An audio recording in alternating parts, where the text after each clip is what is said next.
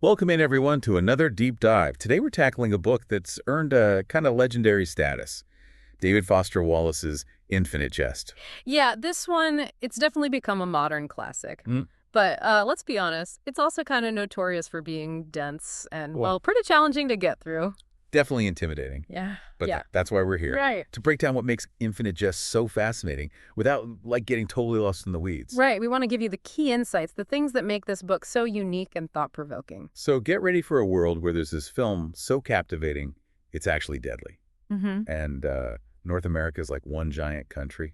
Oh, and did I mention elite tennis players battling some pretty intense addictions? Sounds a little wild, right? But trust us, this book is so much more than just its crazy plot points. It's a deep dive into addiction, the pursuit of happiness, the challenges of connecting with each other in a world that's overflowing with distractions. And it's all wrapped up in this really unique and often challenging writing style that honestly reflects the chaos of modern life. Yeah. So buckle up, folks. It's going to be a wild ride.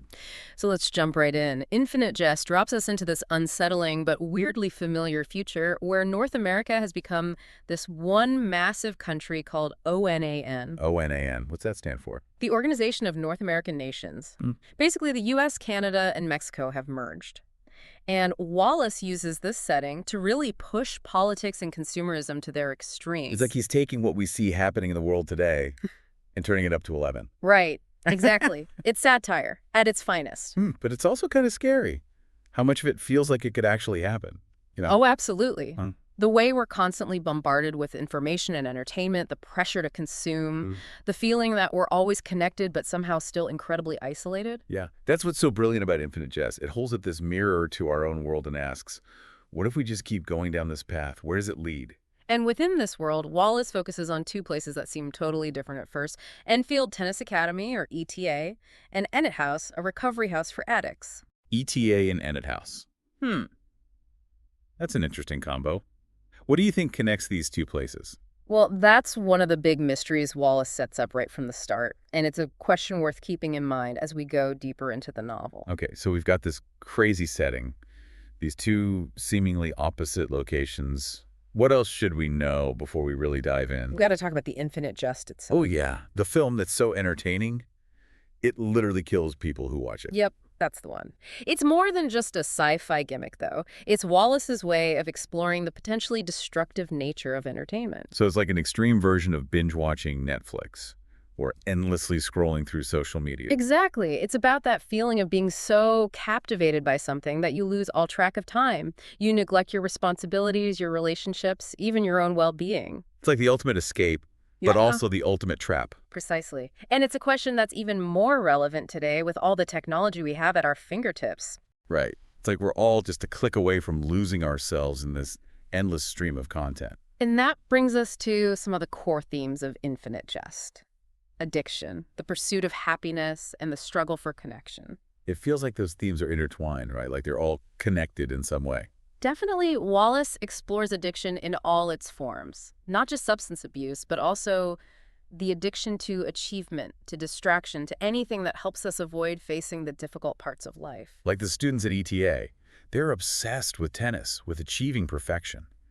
Their drive to win consumes them. And that drive to win, that relentless pursuit of something, it can be just as consuming as any drug. It's like they're all chasing a high, whether it's on the tennis court or in a bottle. And that makes you question the whole idea of happiness, right? Are we all just chasing after something that might not even exist? Or maybe the way we define happiness is the problem. That's a key point. Infinite Jest challenges that conventional idea of happiness as something you achieve through success or accomplishment. Instead, Wallace seems to suggest that true happiness is found in connection, in vulnerability, in accepting the messiness of life and ourselves. That's interesting. So it's not about reaching some kind of perfect state. It's more about the journey, the process of connecting with others and ourselves. Exactly. And that's something the residents at Ennet House are grappling with as they navigate their recovery. So we've got this world that's a distorted reflection of our own. Two seemingly opposite locations that are somehow connected. And this overarching theme of addiction that goes way beyond just drugs and alcohol. It's a lot to unpack, right? But that's what makes Infinite Jest so fascinating. It's a book that forces you to think, to question everything you thought you knew about the world and yourself. And it's a book that stays with you long after you finish it. So let's keep digging deeper, shall we? Let's do it. It's funny you mention connection, because for a book with like a gazillion characters, Infinite Jest is surprisingly lonely. Oh, yeah. Totally. Even though their lives, like, intertwine, they're all struggling to break free from their own little bubbles. Exactly. They're stuck in their own heads, their own missions, their own pursuits. And they just can't seem to truly connect with each other. And it's not just the characters, right? Like, even the way the book is written kind of adds to that feeling of isolation. Absolutely. The fragmented timeline, those endless footnotes, the paragraphs that just go on forever. Wallace isn't just trying to make us suffer as readers. Though sometimes it feels that way. I know, right? But seriously, it's all very deliberate. He's mirroring the characters' struggles, the way they're trapped in their own thoughts and experiences. So, like, the style of the book forces us to slow down, pay attention, really work to understand what's going on.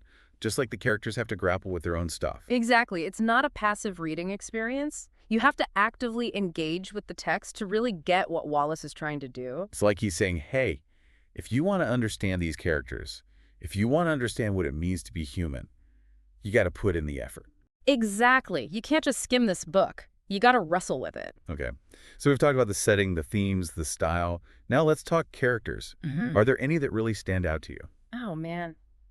There are so many amazing characters in Infinite Jest, but two that come to mind right away are Howlin' Cadenza and Don Gately. Oh, the tennis prodigy. Yeah, and Don, the recovering addict at Ennet House. They're on totally different paths, but they're both grappling with those same core themes: addiction, isolation, and the search for meaning. Hal's such a fascinating character. Yeah. So smart, so talented, but also so clearly unhappy. Yeah, he's got it all on the outside. But inside, he's struggling with substance abuse, the pressure of living up to his father's legacy, and this deep sense of emptiness. He's like a poster child for how success doesn't equal happiness. Totally. He's achieved everything he's supposed to, Yeah. but he still feels lost and alone. And then you got Don, who's coming from a completely different place. Right. He's a former burglar, a recovering addict. He's Yeah. trying to rebuild his life piece by piece. His story is all about redemption, about facing your past and choosing a different future. Yeah, there's a real sense of hope in Don's journey.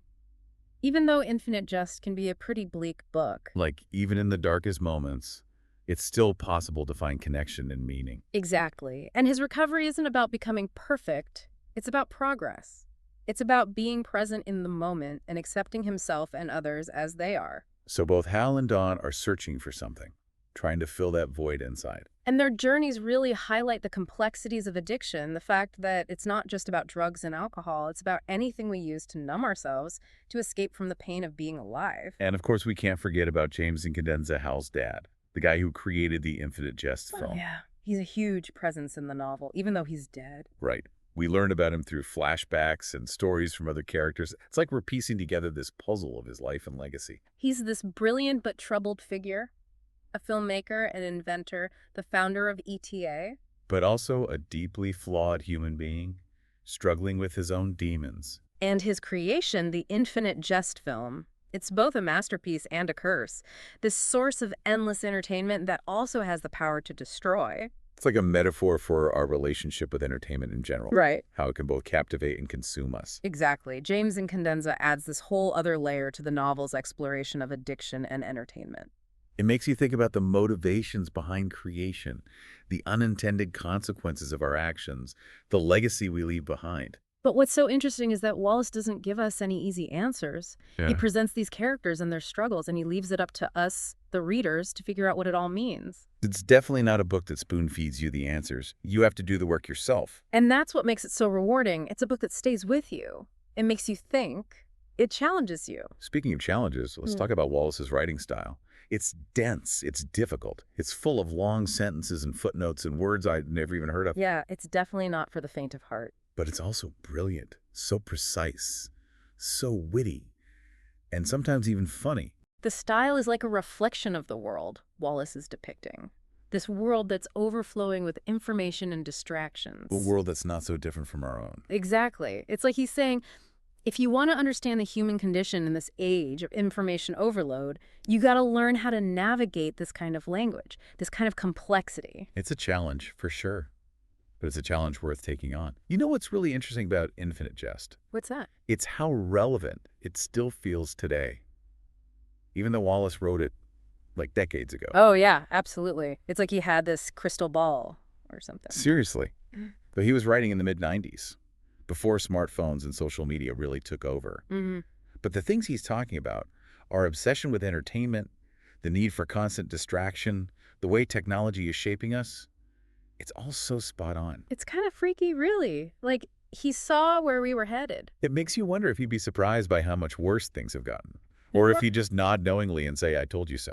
Right. It's like Infinite Jest is this warning, this prophetic vision of what our future could become if we're not careful. But it's not all doom and gloom. Right. No, definitely not. There are these glimmers of hope, these moments where characters choose connection and authenticity over isolation and addiction.